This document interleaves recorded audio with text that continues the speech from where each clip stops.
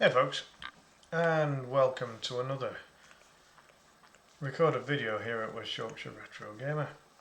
It's another football one, and the January transfer window is now closed.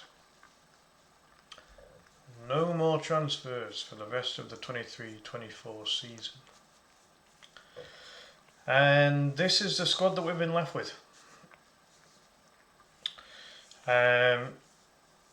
Now, before anyone points out the glaring mistake that I have missed out a player, that player is Stuart Dallas. And the reason I've left him out is I don't think he's going to play this season. He's nowhere near the first team in terms of getting back to fitness from that horrific injury. And I genuinely think that he won't get an opportunity this season. I just don't think he's going to get fit enough in time. We've had players previously who have had injuries that have kept him out for a whole season or even longer than that, and this definitely applies to Stuart Dallas. I mean, absolute zero disrespect to Stuart by leaving him out of the squad list. He does still have a squad number, he's still squad number 15, but I just don't think he's going to feature this season, which is a real shame. He's been a fantastic player for Leeds and very unlucky. That horrible injury is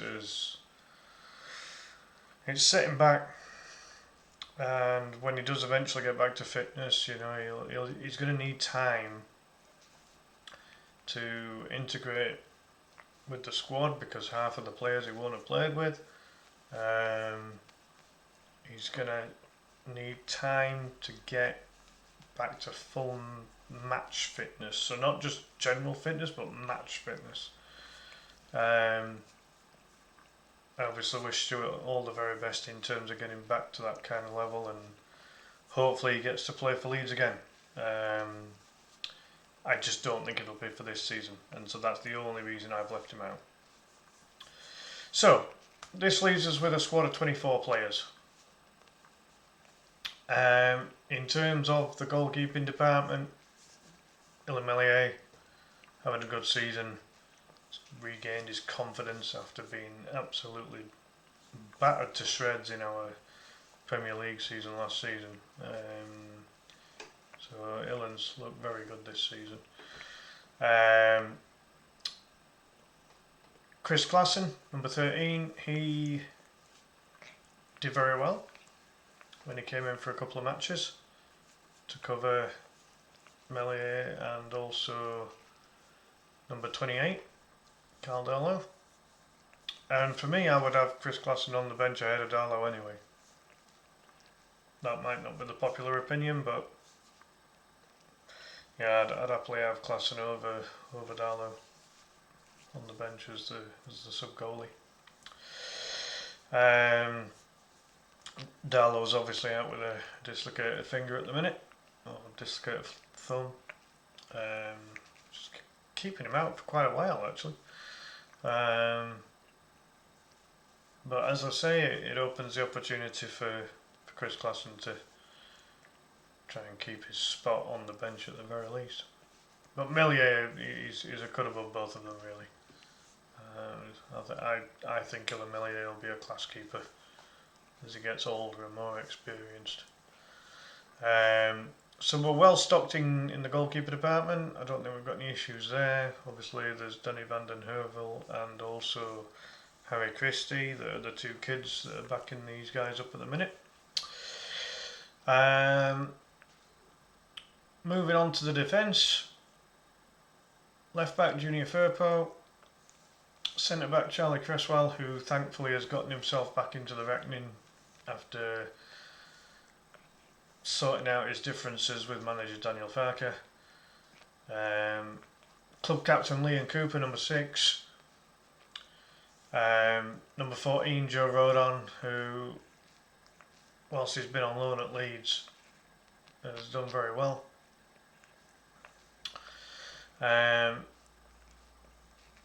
Number 21, Pascal Strout, who, when he has played, has been the team captain this season.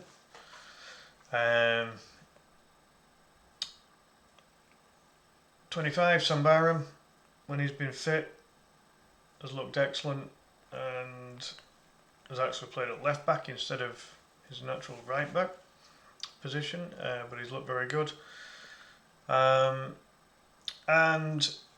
the deadline day signing, number 33, Connor Roberts, Welsh international. We seem to have a few of those now.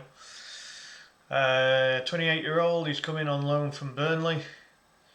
Quite experienced at championship level, full Wales international with over 50 caps. Joins our Welsh contingent that already boasts Joe Roden, Ethan Ampadu and Dan James. So I'm sure the Welsh manager's going to spend quite a bit of time coming to Welland Road, isn't he? Check on 4 of his key players there.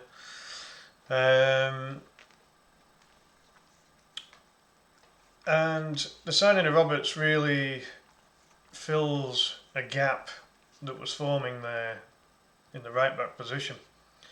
The options that Leeds potentially had for this January window was to either get a left back in and move Sam Byram to right back, or sign a right back and keep Sam Byram at left back. Connor Roberts, natural right back, so that means Sam will stay at left back, and then Junior Firpo will obviously back that position up. And then we've got Archie Gray and Jamie Shackleton, who, you know, realistically they're midfielders, but can cover at right back if we get desperate. So, then moving on to the midfield. So in midfield we have got number 8, Glenn Camara. I'll include the wingers as well. So number 10, Crescencio Somerville. Number 12, Jayden Anthony. Number 17, Jamie Shackleton, who, as I mentioned, you know, has more recently played for Leeds at right back, but he really is a midfielder. Number 20, Dan James. Number 22, Archie Gray, who again has been filling in at right back, but, you know, realistically is a midfielder. Number 29, Wilfred Nonto. Number 44, Ilya Gruev. And that completes our midfield and winger selections there. I really feel we're quite strong in terms of depth there now. I think we've got a good selection of players. And then the attackers, the 9s and 10s. Number 7, Joel Perreault. Number 9, Patrick Bamford. Number 24, Jorginho Rutter. Number 30, Joe Gallagher. And number 49, Matteo Joseph. So this gives us a squad of 24 players, and 25 obviously if you include Stuart Dallas in there, you know, if he can somehow get back to fitness. I just don't see it happening this season. I really hope he does, even if it's the last game of the season. You know, it'd be great if he could even just come on as a substitute. You know, there's no point rushing him. He's got to take his time to come back, because, you know, he's still got a couple of years left in his career. You know, and then he can decide whether he wants to go on to something else within football, or if he wants to go into something completely different. I think we've got a good squad here now. I think we're well stocked in virtually every position. If you look at the goalkeepers, we've got 3 goalkeepers that are capable at this level.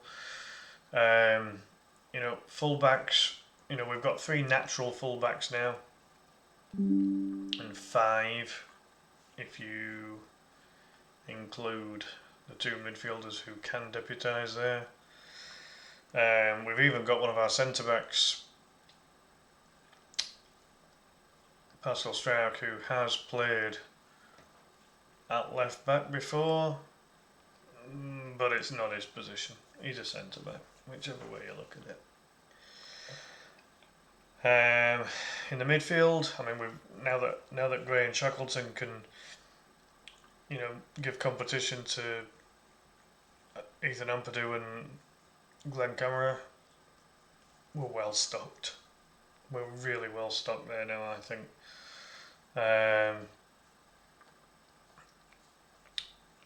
On the wings, we've got 4 very effective wingers. I mean, Somerville and James are having the season of their lives. They've been fantastic. And then you've got an Italian international in Nonto, and you've got a player with a lot of championship experience in Jaden Anthony. So we're pretty well stocked on the wings. And then for 9s and 10s, you could argue maybe we're a little short in depth.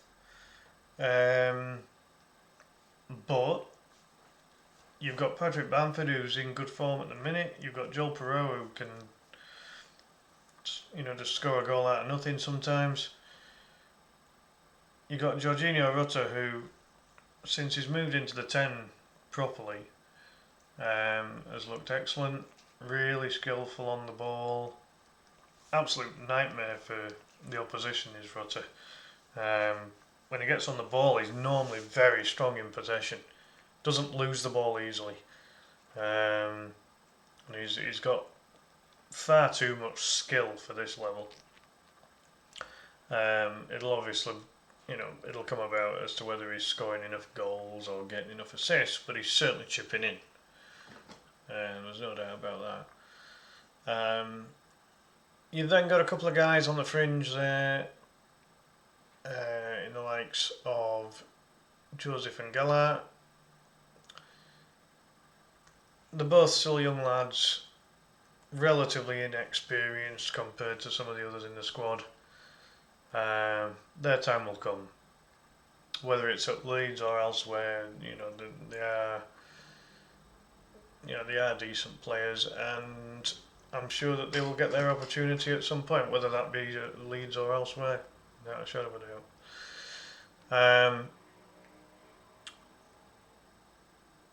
You look at some of the other players that have kind of stepped in recent times. Ilya Gruev has massively improved. He's had a run of games and looks very decent now. Very, very decent. With the signing of Connor Roberts, it now makes you wonder what's going to happen with the midfield. Ampadu has been ever present, but in recent times has been used at centre back due to the absence of Pascal Struijk through injury. So then you've got Kamara, you've got Archie Gray, you've got Jamie Shackleton, and you've got Ilya Gruev. These guys will all do a very good job in central midfield. It's going to be interesting to see what happens now, because obviously Gray and Shackleton, they're not going to be required at right back anymore, if we assume that Connor Roberts goes straight into the team. But again, there's no guarantee on that one.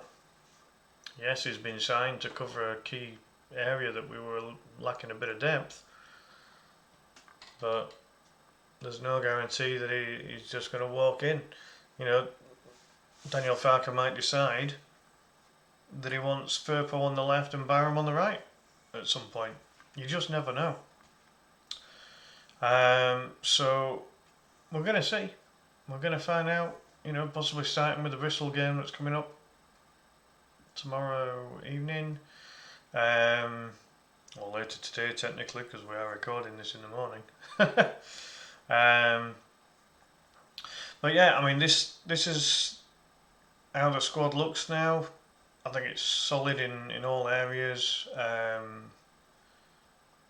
be worried if 1 or 2 key players became unavailable. I don't think we have a natural 10 after Georgie Rutter. Um, the likes of maybe Joseph or Gellert can jump in there, or maybe even one of the wingers. Um, the likes of Nonto, could be tested in that 10 role. Maybe Jalen Anthony. But aside from the 10 role, I don't see any weaknesses. And it's been a long time since I've been able to say that about the Leeds squad. But when you look at it now, you've got Strauch and Rodon, who have been the first choice centre back pairing. You've got the backup pairing of Liam Cooper and Charlie Cresswell, with players like Ethan Ampadu who can drop back into defence if needed. As I say, we've got 3 natural fullbacks now with 2 midfielders that can drop in. 3 goalkeepers that are all experienced enough.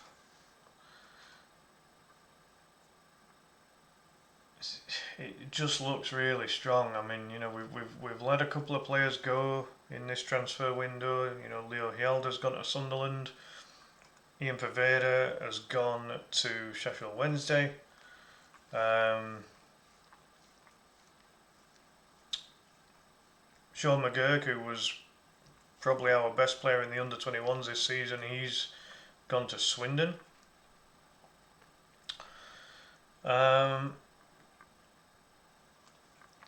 So the players that have left haven't really had a massive impact this season. So it's not a huge loss. Luke Ayling's also gone to Middlesbrough.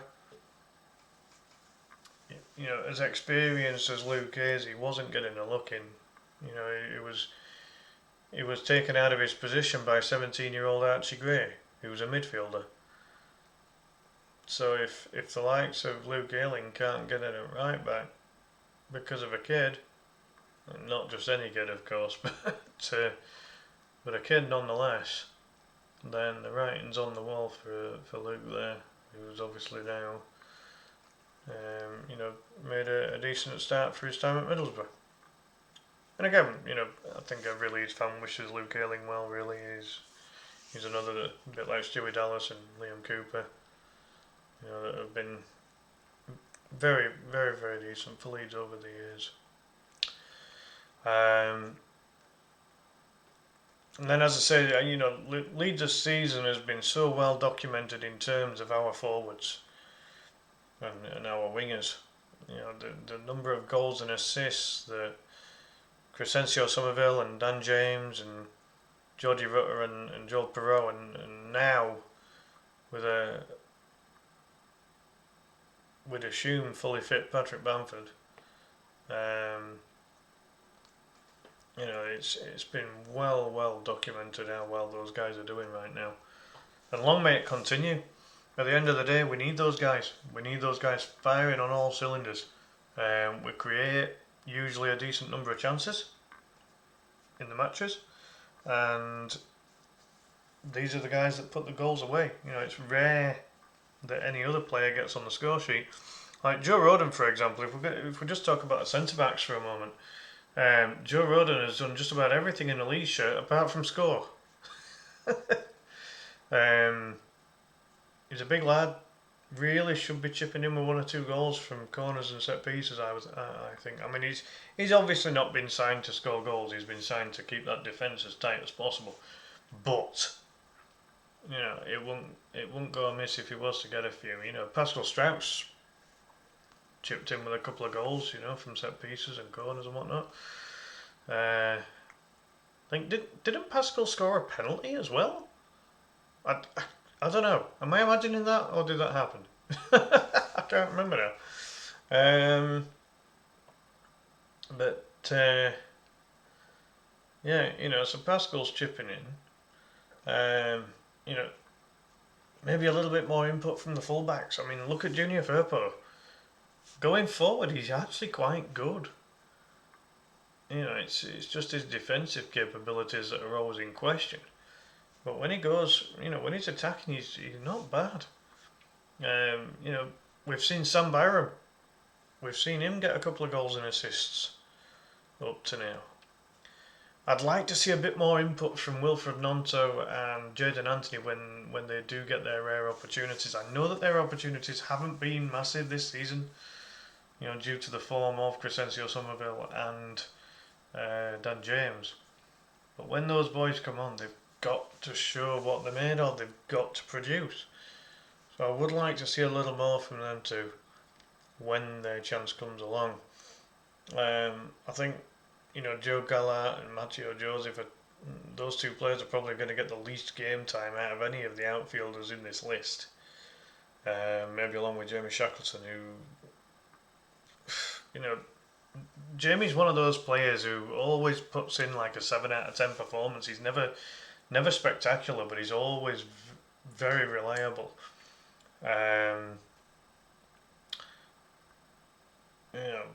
But these guys are going to be needed, because if we get injuries or suspensions, and hopefully we don't, but if we do, all of these boys are going to be needed. But I'm really happy with the strength of the squad now. We've got 24 players there. That should be enough.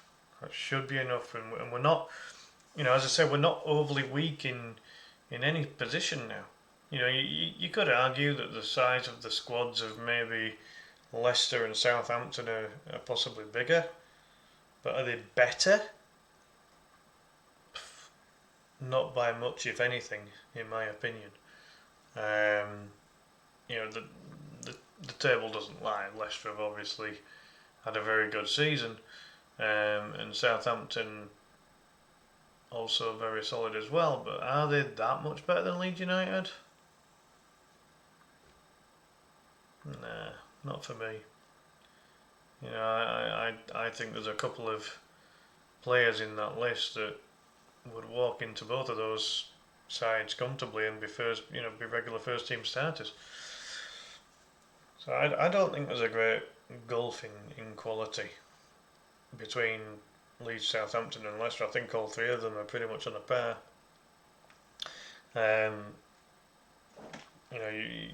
You've then got teams like Ipswich, who are obviously having an excellent season themselves, and very much in the promotion mix. There's no doubt about that. When you look at overall squad size and squad quality, I'd say we're right up there. Perot is a known goal scorer at this level. You've got Bamford, who's highly experienced, and at the moment is in great form himself in front of goal. Ampadu, ever present, never misses. He never misses a match. Ethan Ampadu, he's as far as I know, he's played every game. I don't think he's missed.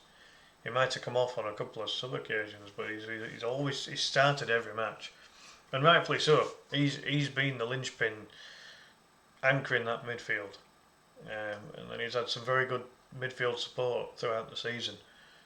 With Camara, Gray, Shackleton, all available, to provide that midfield support. We just look very, very solid right now. I mean, Archie Gray, he's got a chance to thrive now. Now that he's not having to play right back anymore. Now that we've got Connor Roberts. I still think Farker will play Gray at right back initially. Connor Roberts has got to get himself up to speed. He's got to have some training sessions. I don't think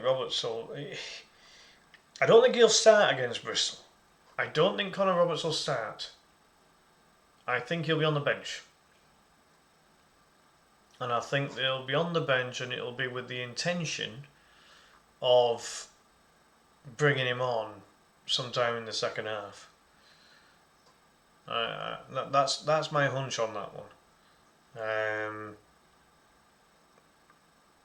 I would be slightly surprised, because he's only signed the day before, and it's obviously quite late in the day, when they've confirmed it and everything, and You know, he's obviously gone through the ritual of the contract signing and the photography and video work that goes on, the interview, all this kind of thing. So I think it might be a little bit too soon. But then again, Roberts hasn't had to travel far to get to Leeds. He's only been signed from Burnley. But if memory serves me right, we're actually playing down at Ashton Gate against Bristol. So I don't think he'll have travelled, because everything will have happened up at Ellen Road. So unless they get him on an express bloody plane or train down to Bristol, yeah, I can't see it. I think that's too soon. But as I say, he, at a stretch he might get on the bench. I can't see him starting though. I can't see him starting tomorrow. Too soon. Too soon. I mean, if he does, then hopefully he plays well. But I just can't see him. I mean, will he have been registered in time to play for tomorrow? I don't know what the rules are with that. But as I say, at the most, he might reach the bench, but I really don't think he starts. He's not had a training session yet with Leeds, so I just don't think I don't want fans kind of thinking, oh, we've signed Roberts, chuck him in the squad straight away. You know what I mean? So we'll see what happens with that one. And Connor Roberts even admitted in his interview that he's not been guaranteed starts by Daniel Farke. And again, no manager would ever guarantee a player starts. But that will obviously be the aim for Connor Roberts. He's in his late 20s, he's an experienced Wales international. He's not come just to sit on the bench. And I don't think Leeds have signed him to sit on the bench either. So we'll see what happens with that one. So that's it really. Just a quick update with what the squad looks like now. As I say, there's been a smattering of players that have left. We've brought in Connor Roberts, and this is what the squad looks like now. So we've got these 24 players plus Stuart Dallas, who has still got a squad number 15. But as I say, he's not likely to play this season unless he makes a dramatic recovery from that horrible injury. And I hope he does. I hope he comes back as soon as possible. But again, he's going to have to be, very slowly integrated back into team training, and then to see if he can get into the squad. But the squad looks good now. It's all about one final push for promotion. I think we can get it. I think with this squad, I think it's good enough. It's just going to be key that these players stay fit now. That's going to be the key aspect. If they can stay fit, stay available, avoid getting red cards, then we'll be up there. Yeah. And at the very, very least, playoffs. But I if we get a win against Bristol, then temporarily we go second place. But obviously that will then mean that both Ipswich and Southampton have got 2 games in hand on us at that point. So we could be as much as 5 points behind again once those other 2 matches have been played. But all we can do is just keep winning the games that we play and hope that the other teams mess up. And I think it could happen. I really do. So big thank you for anyone that watches this recorded video. Again, I'll try and put out a little bit more Leeds United content as and when I can. Keep an eye out for the streams that come up both on Facebook and also YouTube and Kick. I will be multi-streaming again soon. So with all that in mind, enjoy the game against Bristol tomorrow. Let's hope for the 3 points, put a bit of pressure on the teams around us, and let's keep fighting for that promotion. Take care. See you in the next one. Bye bye.